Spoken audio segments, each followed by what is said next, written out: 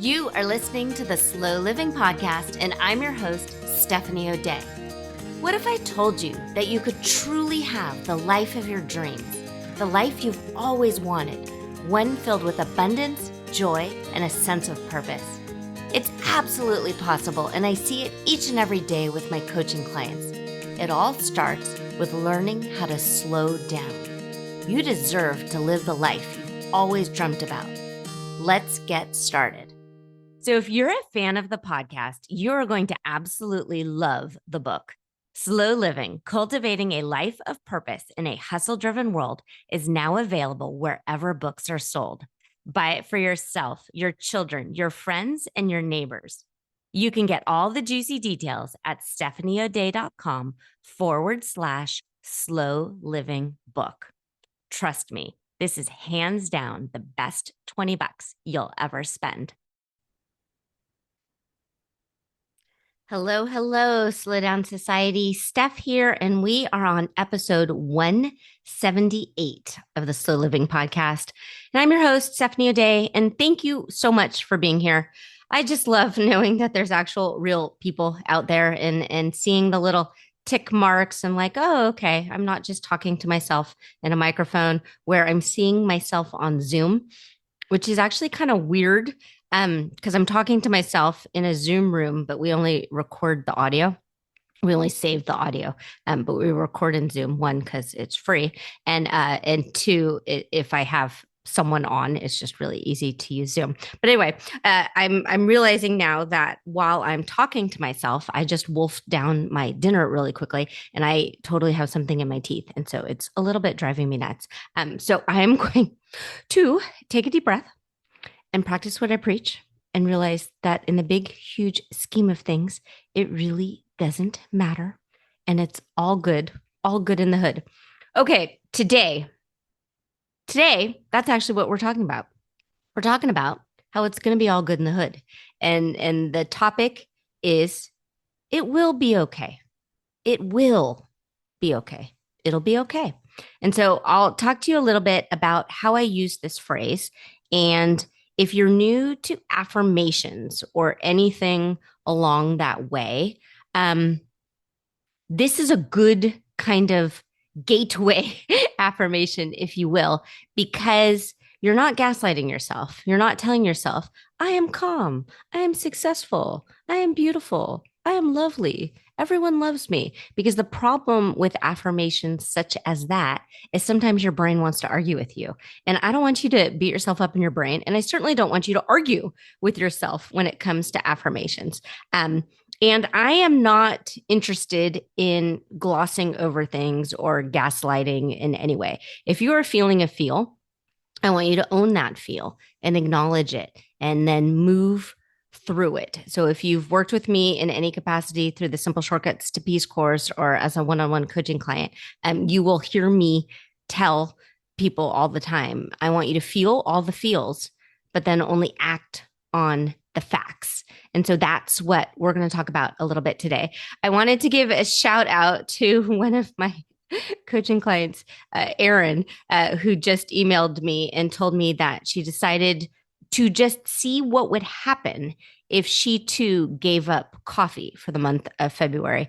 And again, just like me, she didn't give up caffeine completely. She is having one black tea bag a day and then continuously adds hot water to it. And so what's fun about that is she just had the idea, I wonder what would happen.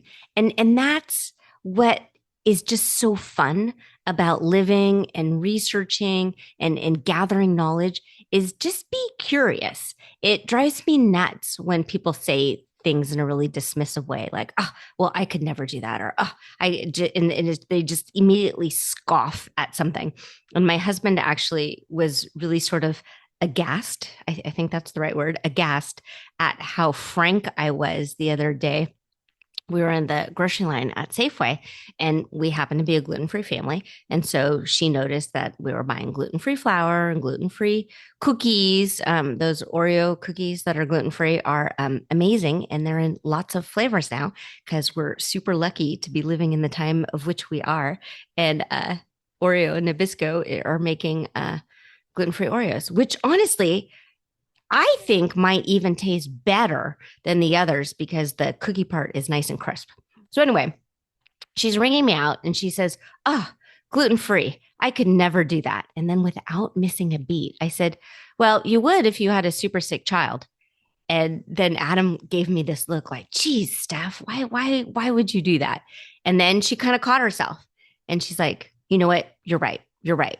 And then she started talking about her own aches and pains and how the doctor like suggested maybe she could do an anti-inflammatory diet and kind of go cold turkey for a while and then slowly add things back in to see if her joints would feel better. And so I was very good because I'm a nice person. So I listened to her and said, it's your decision. We were in a medical emergency and we had no choice because we were diagnosed with celiac. And I said, but it's your body. You can decide. But if you do an elimination diet, try it for 30 days and then just slowly add things back in. So we ended up talking for a while. And it's probably the people pleaser in me, in that even though I was slightly rude, I didn't want her to not like me. So I continued to talk to make sure that we were all, again, good in the hood with the idea that it will be okay. And regardless of whatever it is you're going through right now, if you're trying to give up coffee, if you're trying to embark on a new workout routine, if you're trying to get up earlier, if you're trying to eliminate distractions and stop scrolling on your phone, and you're feeling anxious and uncomfortable, taking a deep breath and using that kind of phrase of, "It will be okay. It will be okay. It'll be okay." And just kind of talking yourself through that and soothing yourself somewhat similarly to a parent kind of rocking a child. And it's not helpful to tell a child it's okay, it's okay, it's okay when someone is sobbing in your arms and very upset, because it's not okay. It's not okay for that kid. That kid is having a really hard time right now. But using that phrase, "it will be okay," um, sort of conjures up hope and optimism that things will eventually be okay. Why are we talking about this today? We're talking about this today because it's come up an awful lot in my one on one coaching clients that people are upset. People are dismayed and distraught and feeling more anxious than ever by the state of um, politics, specifically American politics, and what's happening right now. If you know me, you know that I don't talk politics. I just really don't. It's not something that I engage in. That said, my head is not in the sand. I know that there's a lot of stuff going on and people feel incredibly out of control. There are people losing their jobs. There are people worried about themselves needing to leave the country or loved ones. And so there's a lot of uncertainty. And I do not want to gaslight anyone out of ignoring that. But I also want you to really pay attention to your own habits right now and what you're doing. And if following the news too closely, if talking to people in your life right now are making you feel worse and not better, then pay attention to it. Be curious. I am not going to tell you what to do. The whole point of slow living is to simply look only within and ask yourself, is what I'm doing on a day-to-day basis helping me? Is it helping me get from where I am to where I want to go? When the world isn't cooperating and you're upset and annoyed and anxious and nervous and mad and angry, okay, acknowledge that and pay attention to that. Those are the feelings. And then act on the facts and figure out right here, right now, what is the very next best step for me to take. Obviously, if you've lost your job, the very next best step for you to take after you have completely mourned and closed that kind of wound is to move on, unfortunately, and move forward. Not unfortunately, but move forward. But regardless of what the situation is, if you're listening to me, you have Wi-Fi, you have some sort of listening device, and you can choose right now what to pay attention to and what not. Some people wrap their whole identity in being the breaking news source for their friend group or their family group. And, oh, did you just see this? And, oh, did you just see that? And if that's you, okay, again, not going to tell you what to do. But if being that person isn't helping you move forward with your health goals, your finance goals, your relationship goals, just your own sense of calm and stability and peace, pay attention to that. Maybe see what happens if you stop scrolling the headlines, if you stop watching the nightly news, if you stop talking to the lady at the grocery store who only wants to talk about that. You get to decide because you're the grown up in the room. Um, One thing that I want to point out when it comes to politics and relationships and things like that, we have people in our own circle of friends, in our own family, who not everyone agrees with everything. I have coaching clients where married people do not agree with their spouse, and yet they're still together. So the idea of completely and totally disconnecting from someone because they don't agree with you is not how the world works. And it's not how, in my opinion, again, totally my opinion, uh, we move forward as a collective base. My hope is that it's okay to disagree on some things if someone is special in your life, and pay attention to the commonalities as much as you can. Um, and if it makes you super happy to follow everything that's happening right now, then don't listen to me talking to you right now. I'm only pointing out to some people who are not feeling calm, content, centered, that perhaps deciding on purpose to shift their attention for a little while might be a good idea. And to use that phrase, it will be okay. It will be okay. I don't know what's going to happen, but it'll be okay. I'm going to do what I need to do to help myself, to help my immediate people, and it will be okay. I'm going to trust that somehow it'll all be okay, and just continue to do that. I will point out that if you are right now have little children in the house and they're watching you, and you are watching the news or you're watching things or listening to things and it's putting you in a bad mood, and your children are paying attention to that, you're imprinting on them. And I don't want you to say something or do something in front of your kids that might scare them, or might leave kind of like long lasting. Um, we use the word trauma a lot, and I think that word probably gets overused. So I want to be really careful with it. But if it's something that's unresolved and kids have worries and anxieties, and their grown up doesn't make them feel safe, it is eventually will be traumatizing because it's an open wound. And if that wound doesn't get healed, it just kind of gets deeper and deeper. And maybe there's a little scar tissue, but it kind of gets poked on. Kids need to know that their grown-ups are there, and their grown-ups are going to keep them safe. And so even if maybe you're arguing with me in your brain right now and like, you know what, Steph, you are way wrong because it's not going to be okay. Okay, at least in front of your kids who are watching you and looking up to you, perpetuate that it will be okay. All right. I have a few past podcast episodes that I want to leave you with.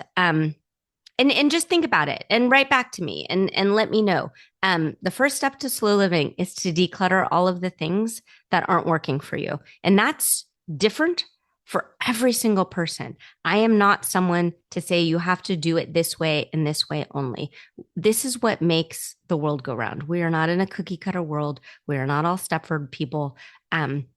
Everyone has the right to think and feel and act the way that they want to.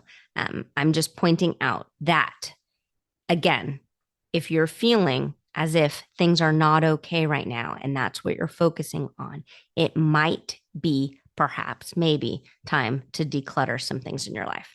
Okay, so episode 10 was called Planning Your Dream.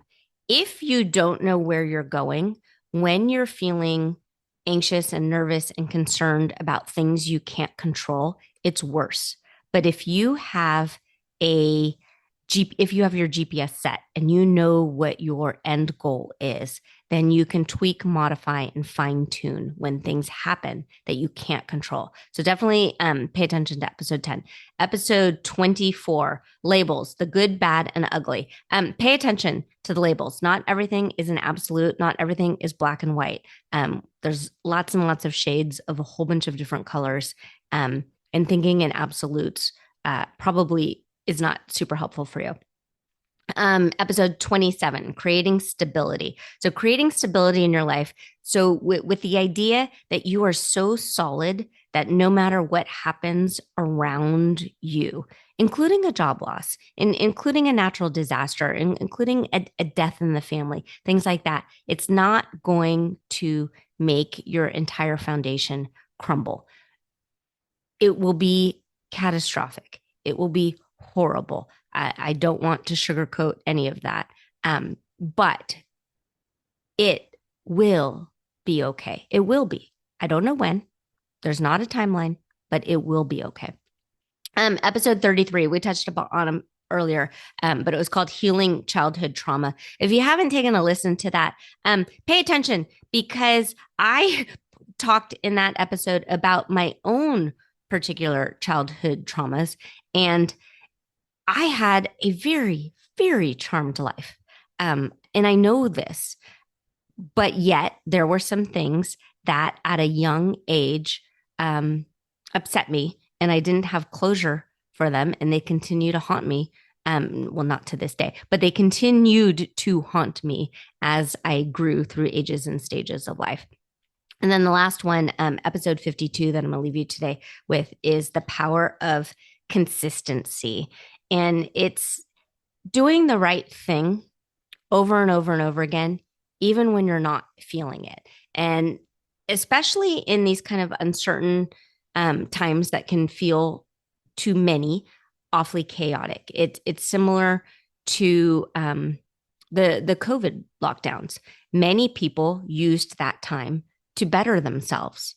Some people did not. Some people stayed on the couch and day drank all day and didn't have all that much to show for the COVID lockdowns. Only you know what your default is.